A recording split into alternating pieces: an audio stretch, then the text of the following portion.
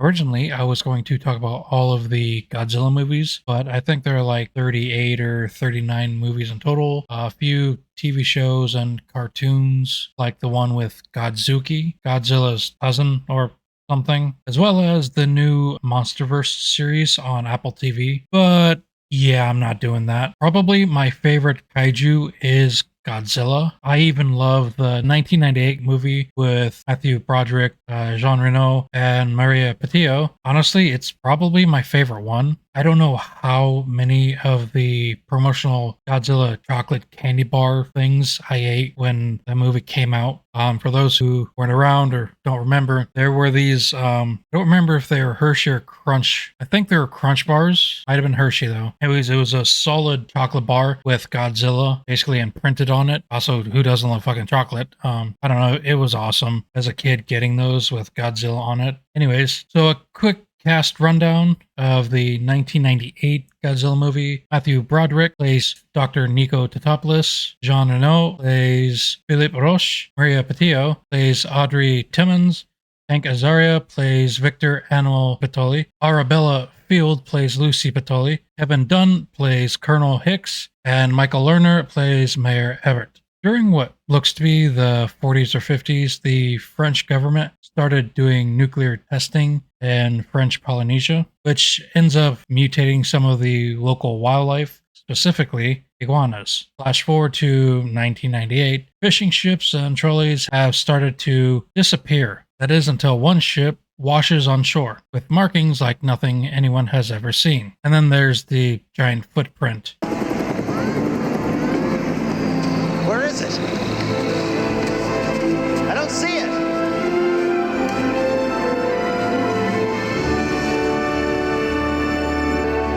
Colonel!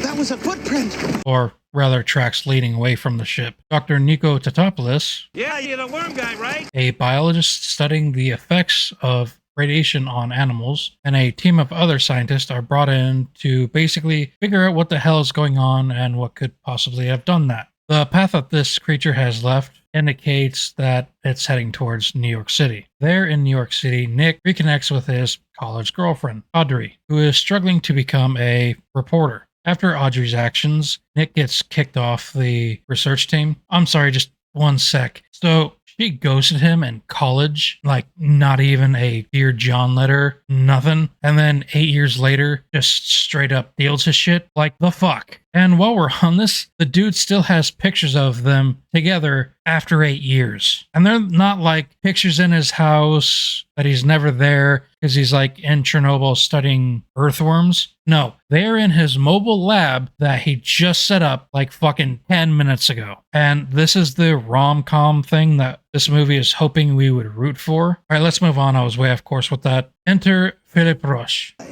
Agent Philippe Roche, DGSE, Direction Générale des Services Extérieurs. Sounds big. French Secret Service. Oh. And his team also has been tracking the creature as well. Nick and Roche team up to hunt down what the news outlets have dubbed Godzilla, which Nick finds out Godzilla is pregnant.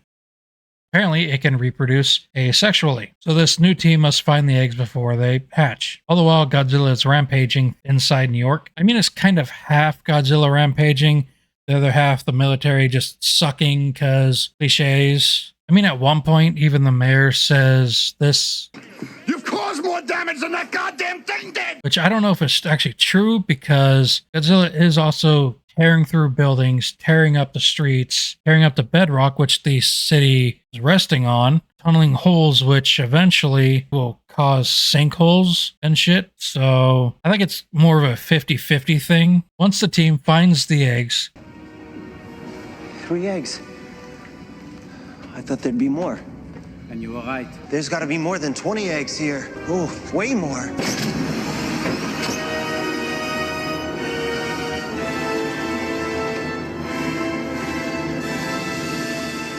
Start counting.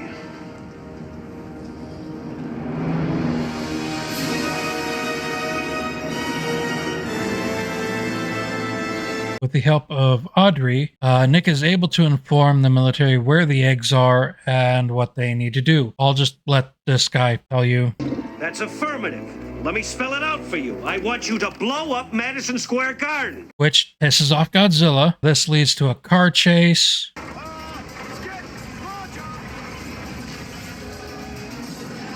Where Godzilla gets tangled up in a suspension bridge, and the military is finally able to hit Godzilla, and end of movie. Or is it?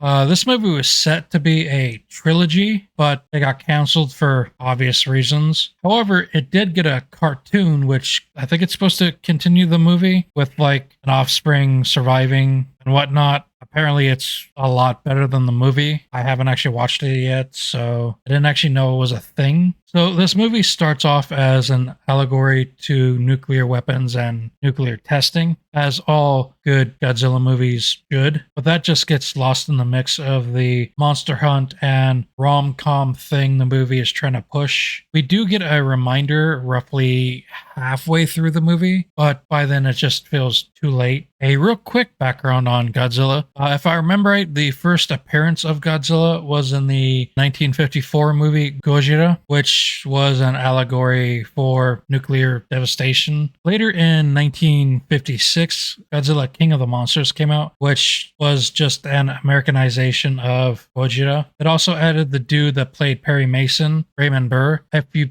don't know who that is, just ask your grandparents. As well as the movie changed like a bunch of shit, apparently. The people who made the 1956 movie tried to make it more palatable for the American palate, which I think is completely fucking ridiculous. Oh, fun fact, Gojira means gorilla whale. I just think that's neat. I don't know. Back to the 1998 Godzilla movie. A lot of people do not consider that to be Godzilla because it changed the way Godzilla looked, acted, all of that, including the creators of the original Godzilla. The people working on the 1998 film were given a list of basic do's and don'ts, like how Godzilla is supposed to look. If I remember right, Godzilla was only supposed to have a set number of toes. I think that number was 4, but 1998 Godzilla had 3, I think. It was also supposed to have a thick tail and legs. Also supposed to be chunky as Godzilla. Anyways, the list also included Godzilla must not die nor be vulnerable to conventional weapons. Godzilla must have atomic breath, which didn't. Godzilla is not an animal. He is a force of nature, and more, which obviously they completely ignored, even lied about. They said that they weren't going to change anything. They were going to stick to the list, and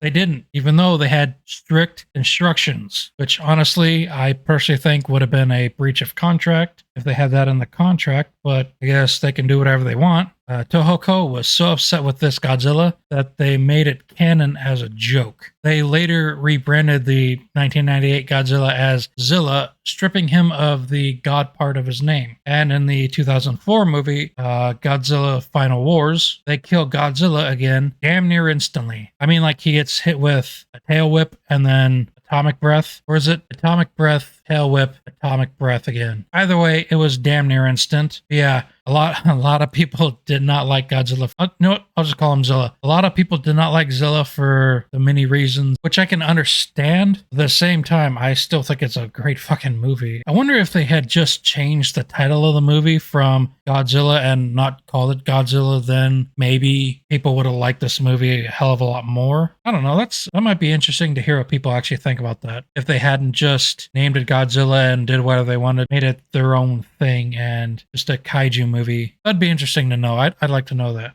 I have said it multiple times now. I love monster movies and kaiju movies. Obviously, like ever since I was a kid. Most kids are afraid of monster movies and all that stuff. Not me. I was the weird ass kid who had the t-shirts, blankets, posters. It was that and Pokemon, and then Marvel and Harry Potter. And before anyone starts, I was 8 when the movies came out, okay? Even when I was a kid, my favorite toy was a remote control walking Godzilla toy that you could control, and it did the Godzilla sound and all that.